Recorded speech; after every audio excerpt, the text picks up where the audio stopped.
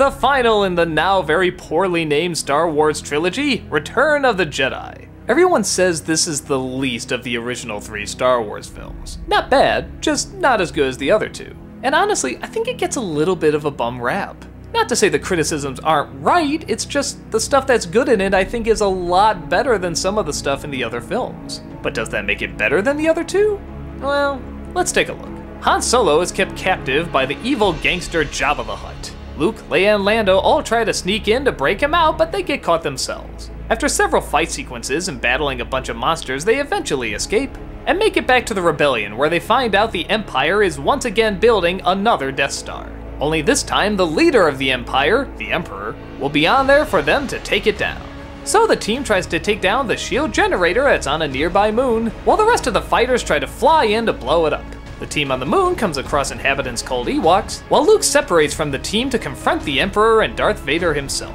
Can the rebels take down the evil Empire once and for all? And will Luke ultimately find himself turning to the light side or the dark side? A fitting setup for a finale, but the biggest problem everybody has, that I have to admit I have too, is that there's way too many detours. The opening sequence with Jabba the Hutt and breaking Han Solo out, it goes on forever. There's a moment you can end it where Luke destroys this big monster, but no, they had to drag them to another monster for him to destroy. Truth be told, you could cut everything having to do with Jabba out of these movies and you would miss nothing. Think about it. You could have Han Solo captured by anybody. Hell, you don't even really need to get rid of him. That's just sort of leaving it open for a cliffhanger. He could have been with the team. He didn't have to be sent away. Honestly, the Ewoks play a bigger part than the Jabba the Hutt scenes. I know that sounds crazy, but really think about it. The Ewoks help take down the Empire. They play a part. They serve the story. And it also makes a well-intended, if not immaturely done message of nature versus technology,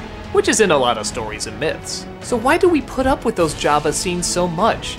Well, to put simply, Jabba's a cool character. He's this big fat slug that just does whatever he wants. It's kind of the American dream.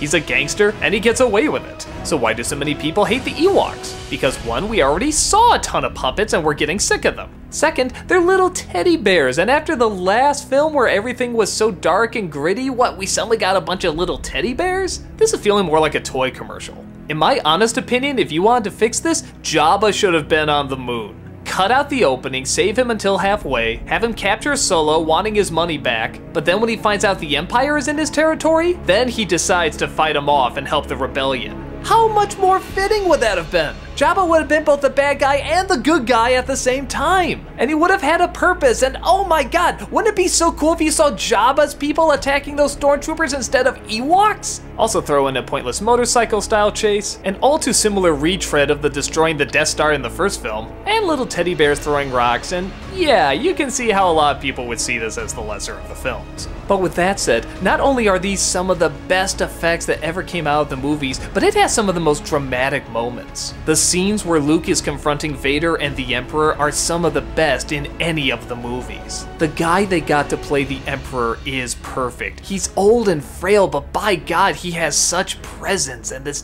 deep, crackling voice with these yellow eyes. It's almost something out of The Exorcist. At times his acting can be a little goofy, but it's goofy in just the right way.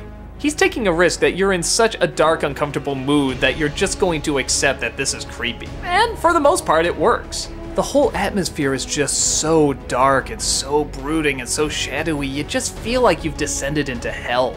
The minute Luke walks in as their prisoner, the Emperor just gets rid of the handcuffs, like, yeah, we know there's nothing you can do here. And the longer it goes, the more we dive deeper and deeper into the darker side of Luke's anger, of Luke's rage, and the visuals all support it. The pacing supports it too. There's a fight going on, but it's also very psychological. The music, the atmosphere, the acting, the dialogue, everything, it's perfect. It's about as pitch perfect a scene you can get in any Star Wars film. But does that make up for the other little mistakes in the film? Probably not. But like I said before, even though a lot of it doesn't always connect, it's cool. The scenes with Jabba are cool, and yeah, I'll even say the Ewoks are not as bad as everybody says they are. It led to some okay jokes, and I like the idea of wood trampling steel. By the end, when everything wrapped up, it just kind of felt right. When you see the final scene in the Ewok village, you just kind of go, yeah, you know what? This is a good place to stop. Everybody seems happy, everybody seems in the right place. Were there flaws? Sure, but just like there were flaws in the other films too. I guess I just don't get when everybody says this is the lighthearted one when there were such dark and gritty scenes in it. Some of them the best out of any of the movies. So yeah, is the first film technically told better? Yes, but I still stand by the third has some of the best moments out of any of them. And like I said, it's just a good ending. Not the best, but still pretty damn impressive. And for a while, this is all Star Wars fans thought they would ever get out of this, but little did they know that so much more, good and bad, was awaiting them in the future.